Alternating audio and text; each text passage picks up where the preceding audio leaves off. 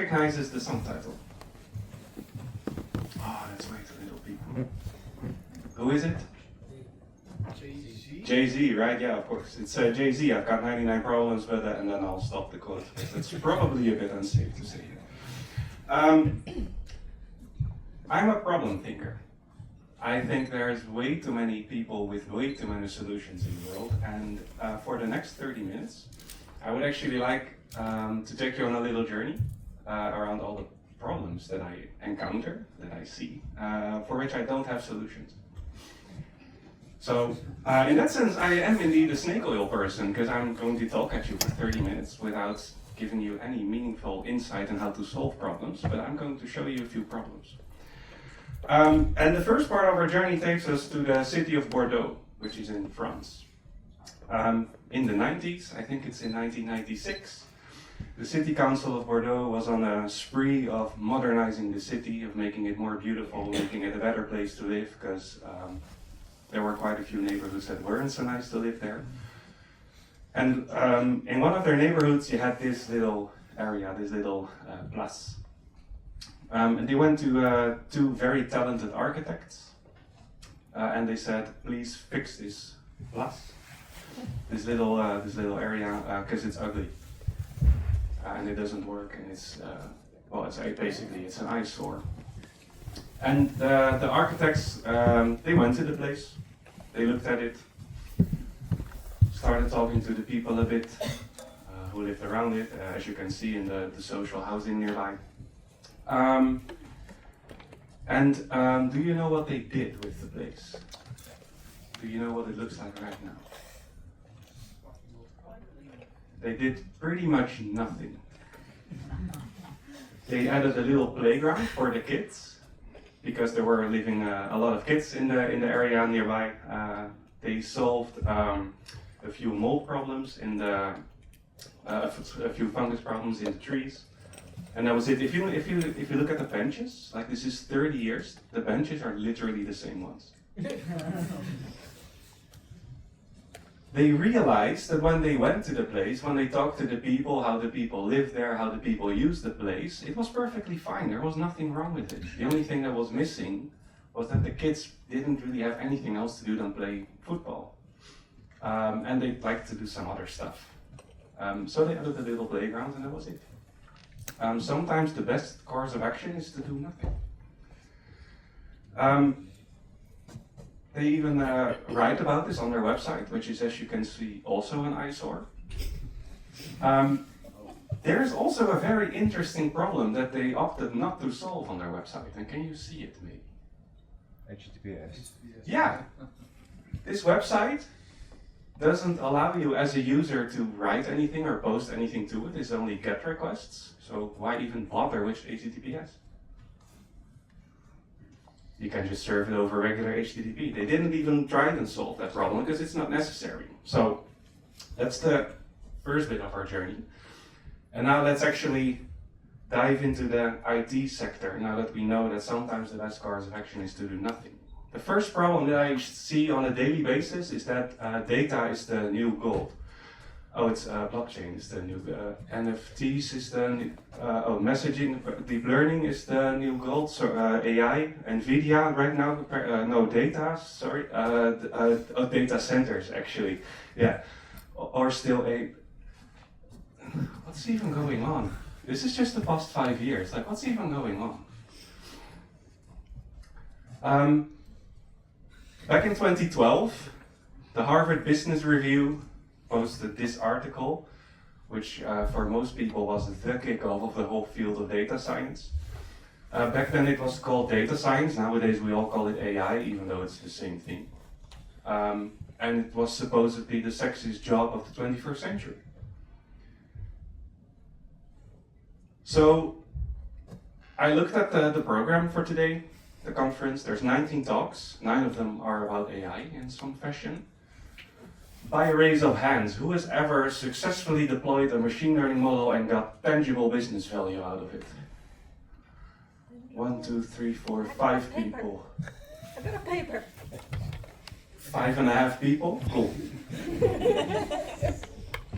So of the 160 people in this room, 5.5 can deploy a machine learning model to some sort of value, and there's actually 9 talks about AI. That's interesting, right? So I actually went to the website and tried to solve the title. So it is we are in IT together, and I think we should probably rename it to we pretend to do AI together, because that's apparently what we're doing today. Also, as you can see, graphic design is my passion.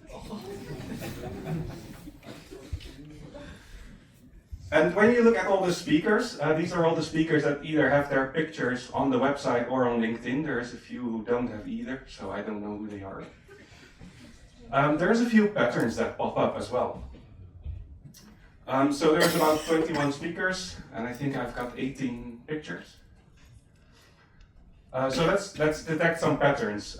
These are all the white people, and here's the people of color.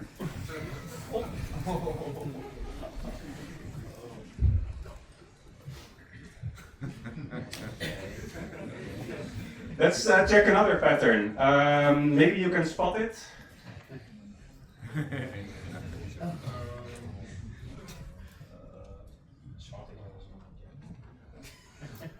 It's quite dominated by men, mea culpa, which is Latin for I'm sorry. Yeah, sort of I'm sorry. And this is actually interesting, because if you look at like how the population of the Netherlands is built up, we're a very multicultural, or at least multinational country. Almost, we've got residents of almost every country in the world. Kind of interesting is that, for example, Germany or Spain don't share their data with us, so that's interesting for the snake oil people. And if you look at it at a pie chart, which please never use a pie chart, then you can see that about 25% of the residents in the Netherlands aren't native Dutch. Which leads me to my second problem, is that we've, as an industry, successfully alienated about 75% of our population. Which I think is, yeah, depends on how you look at it, but is an achievement. And I used the pie chart, sorry. And onto the topic of women in tech, I actually made a round to female students in our program and asked them, like, do you ever encounter like discriminative, derogatory, I don't know what sort of behavior? I was not prepared for the mountain of bile that came over me, so a few quotes. Oh, you're not a student, not a coach, let me do that for you. You wrote the report, no? Women can program, nice. You're taking the consultancy track, right? Because of course women can program. And intense group staring when there's a dressing play. Over the laptop. And this was actually quite painful to me, because one of the reasons I joined IT is because it was supposed to be a meritocracy, which is a very expensive word for a system where you're valued based on your contributions. It doesn't matter who you are, where you come from, as long as your contributions are good, you're valued. And if you look at the history of our field, it was actually really dominated by women, and specifically black women. We would never have gotten to the moon, or space, or any other kind of achievement that we had in the last 70 years without women or black women. So apparently, and if you look online and do a lot of research into scientific papers, it turns out that somewhere in the 70s, universities started computer science programs, and that's basically where the proverbial feces started hitting the fan. Because if you start education in something, you have to design exams, and you have to think about how you're going to give equal opportunity to all kinds of people. And this is basically what happened. Everybody has a fair selection. For a fair selection, everybody has to take the same exam. Please climb that tree, which is apparently what we did. Either implicitly or explicitly, if you've ever seen this picture before, in computer science or IT education, we opted for equality. And we subconsciously, or maybe even consciously, opted for this kind of equality, which is kind of interesting. This is not a call out to Rijkswaterstaat, apologies, but this is the intro of another problem, which is datafication, what I call. It doesn't really matter what company, website, or what organization you look at, it's always about data-driven organizations. The Dutch government also has an open data register for which you can download like tens of thousands of different data sets. They apparently also saw the value of storytelling, so they're having a whole website dedicated to the impact of their data sets. And then an interesting pattern appears as well. If you look, the population data for 2025 in the Netherlands isn't in yet, so I took the one for 2024. If you look a century back, there were 7.2 million people in the Netherlands, which is about exactly 10 million less than we had last year. There is about 70.2, 70.3 million people in the Netherlands as of last year. And if you look at the numbers for people who work in government, there is tables available like this, and if you put them all the way back to 1924, you can put them in the chart as this line.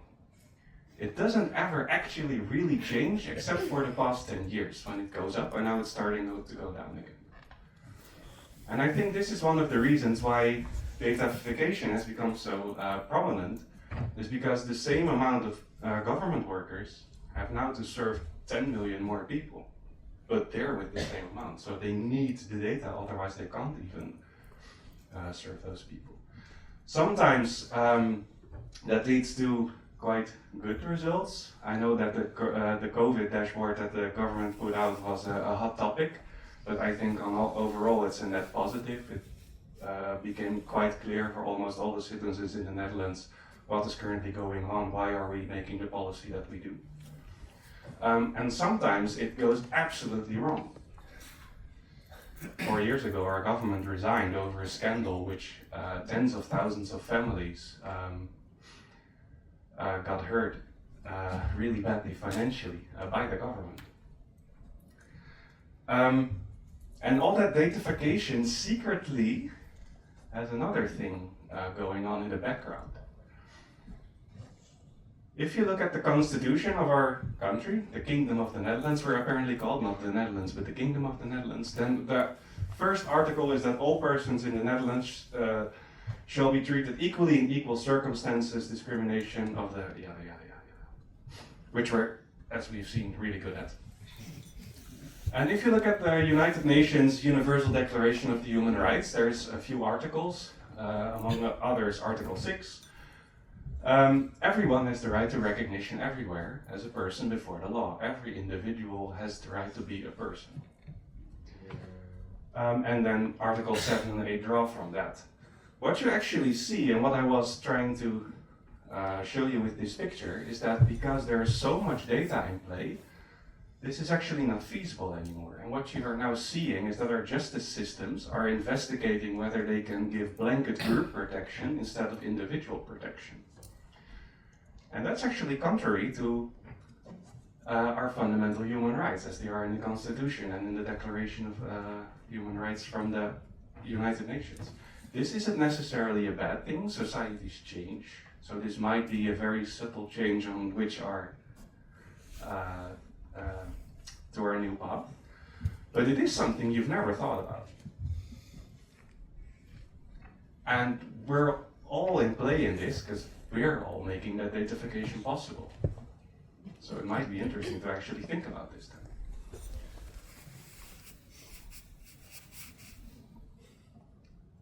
You might recognize this. IT has become the goal instead of the means. So if you look at job vacancies, it's basically all kinds of buzzwords like this. It's smart, it's big data, it's security, it's newest, it's latest, it's trends, solutions, endless possibilities. When you look up definitions for software engineering, for example, they're the systematic application of scientific and technical knowledge, methods, experience to design, yada, yada, yada, yada. If you take out the word software, And just look at the definition for engineering. The most widely accepted one is the creative application of scientific principles to design or develop structures, machines, apparatus, manufacturing process, yada, yada, yada. Note that the systematic application of scientific principles, or the creative application of scientific principles. If you start looking into research, can graduating students design software? Let's look at the conclusions. The results of this study show that the majority of graduating students cannot design a software system. And it's not even remotely close, they just can absolutely not. This is research that has been done in 2006, and it has been replicated dozens of times. So this is really interesting. We're putting out a lot of what we call software engineers and data scientists out in the world who can't even do the most basic of tasks that their field requires. And yet we're still asking for diplomas. Why is that? The biggest way that we've, as a IT industry, taken to solve this is what we call agile.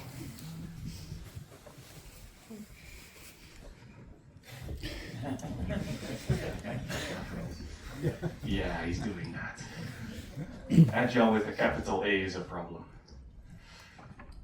We have violated the manifesto for agile software development, because that's what it's called. It's not called agile, beyond any recognition. By raise of hands, who is working agile? Agile, or sure, we call it agile, whatever. By raise of hands. Oh, now nobody dares to raise their hand anymore. That's cool. Nice. Yeah.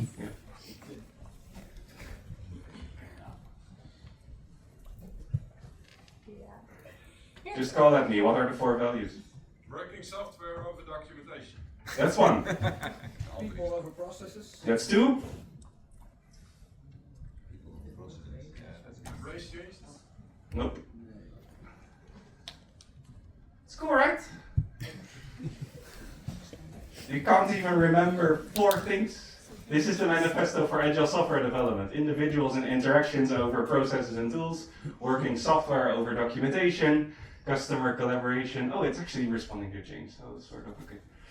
Responding to change over following a plan. These are the 4 values in the manifesto for agile software development. This is all it says. This is working agile. This is all it is.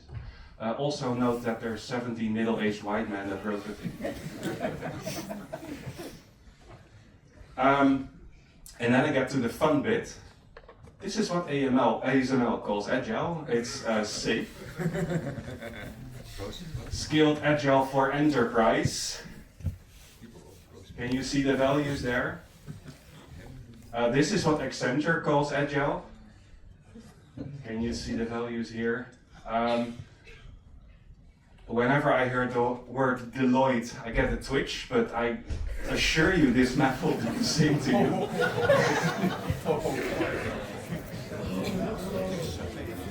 Underground system.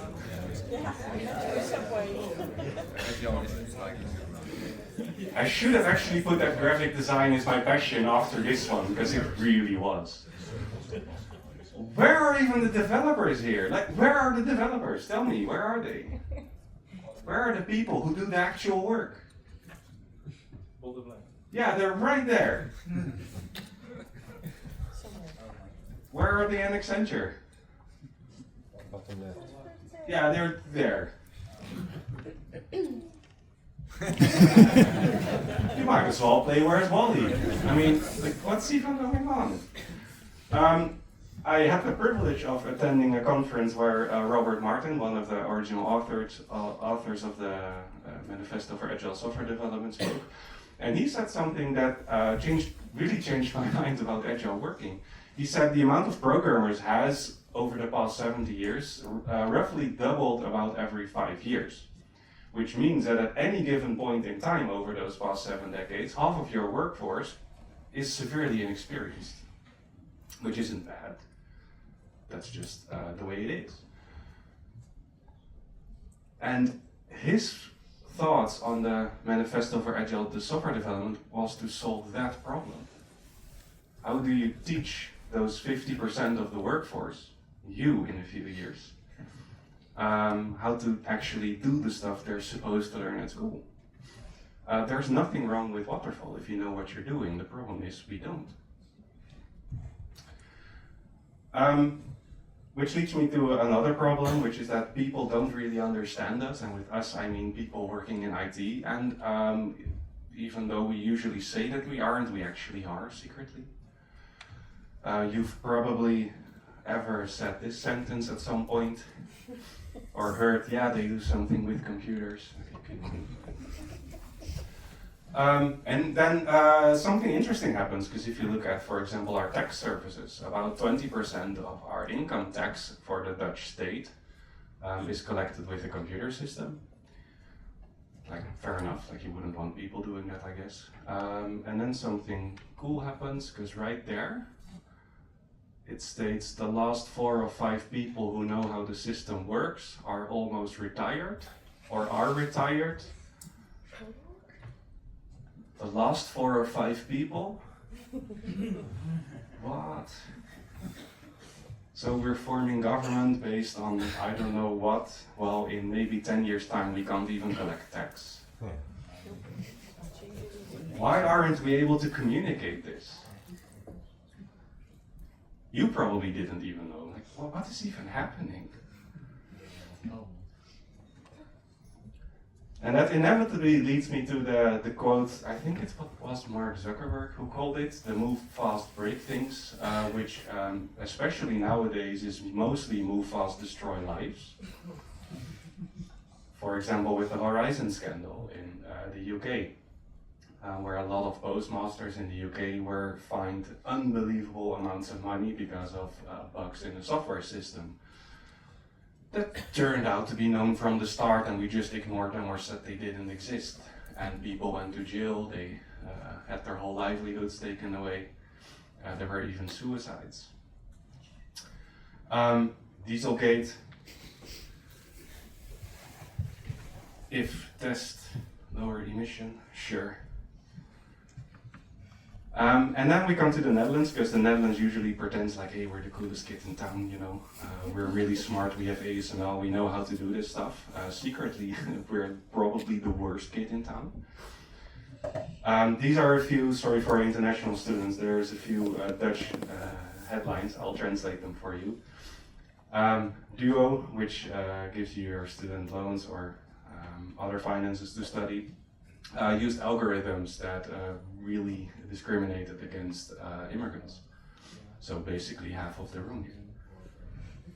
The immigration services, as soon as you had a somewhat Arabic sounding surname, you were by definition suspicious. About 10% of the citizens of the Netherlands have their faces in a police databank, because nobody can explain why, but you are. You might even be in a terrorism database without you knowing, and there's not really any good reason why. Dutch Employment Bureau gave thousands of fines to people who were not supposed to have them, and then 5 years later said, oh, sorry. Our tax services have a database that, for all of us, that also contains like your social media profiles, your outings, your likes, your replies. And if you think, why should the tax services have access to my social media profile? Nobody can tell you, but they do. They got fined, I think, 17 times in total now for that list, and it's still in use. Cool. Do you know how many Dutch government agencies have been reprimanded or fined by the Dutch Data Protection Authority for the Dutch people, the Autoriteit Persoonsgegevens, in the past 3 years? All of them? Yeah, all of them. It's cool, right? Literally all of them. As you might have seen, I'm a musician. And if you ever write software like that without really thinking about the problems that you might cause, then Johnny Cash has something to say to you, which is essentially this. Yeah, I just did that. Software is literally eating the world. This is a famous quote, I think, back from 2013 or 2012 as well, like, hey, software is eating the world. I sometimes speak to people who are afraid that computers are taking over the world. What will happen to us if computers take over the world? And sometimes I joke, oh, don't worry, that happened like 30 years ago. There's absolutely nothing in our financial institutions that isn't run on computers. But since about a decade, software is eating the world, and sometimes literally. And if you look at the research for how we're dealing with climate change in IT, it's quite interesting, because at this moment in time we actually emit almost twice as much greenhouse gases as the whole aviation industry together. We're estimated to use 20% of all the energy that's available worldwide in 2030, almost 50% of all the clean water, just to cool the data centers. And if you're living in Northwest Europe, the reason you can't actually get upgrades on your Azure AI accounts isn't because the hardware isn't there, it's because the energy isn't there. Like, our energy grid is so strained that that's the reason why they can't power more GPUs. It's not that the GPUs aren't there, it's that we literally don't have the energy to power them. And in that sense, it's kind of interesting. Like, are we literally setting the whole world on fire just to push out meaningless features faster? It's something to think about. And I want to end on a somewhat positive note. Joel Spolsky, back in 2016, Joel Spolsky is the founder of Stack Overflow, of Trello, and all that kinds of cool software. Gave a talk in, I think, Helsinki, and he called it "Developers are writing the script for the future." And he meant that literally. Like, if there's any job in the world that will define what the future look like, it's probably in IT. We are literally writing the script for the future. And whenever I talk to people about this, a lot of them tell me back, yeah, but nothing I will do change anything.